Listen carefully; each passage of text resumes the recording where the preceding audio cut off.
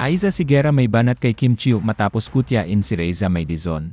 Pero bago ang lahat, kung ikaw ay bago sa aking channel, huwag kalimutan na mag-subscribe at i-click ang notification bell for more trending news.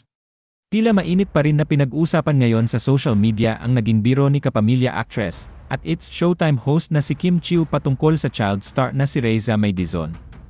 Hanggang ngayon ay hati pa rin ang opinyon ng publiko. May mga nagsasabing isa lamang itong inosenteng biro, habang ang iba naman ay naniniwanong naging insensitive ang naging payag ng aktres.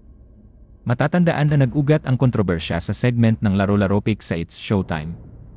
Sa naturang bahagi ng programa, nagsuot ng wig si Jules Jugueta habang ginagaya ang karakter na Lotus Feet, ang kilalang multo mula sa horror film na Feng Shui ni Chris Aquino. Habang nagbibiroan ang mga host, nabanggit ni Kim Chiu ang pangalan ni Reza Maydizon. Dahilan upang isipin ng ilang netizen na inihaling tulad niya ang dating child star sa naturang horror karakter. Ano? Walang tao! Diyos ko naman! Si Lotus Field nasa likod mo! Lotus Feet? Ano po Lotus Feet? Ay! Bakit si Raisa Me? Ay! Yari! Ay! Si Lotus Field! Dahil dito, umalma ang mga tagahanga ni Reza at sinabing hindi umano maganda ang naging biro nito. May ilang pang netizen na nagsabing hindi dapat ikumpara si Reza sa isang nakakatakot na karakter. Habang ang iba naman ay pinagtanggol si Kim at iginiit na wala itong intensyong manginsulto. At bahagi lamang ito ng natural na biruan sa programa.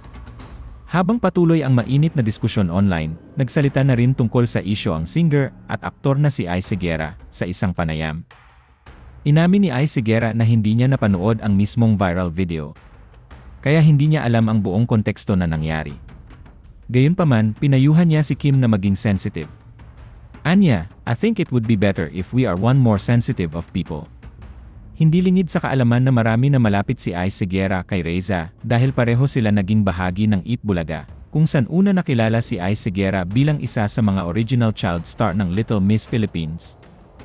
Pagkalipas ng ilang dekada, si Reza naman ang naging pinakasikat at child star ng parehong kompetisyon bago tuluyang maging host ng noontime show.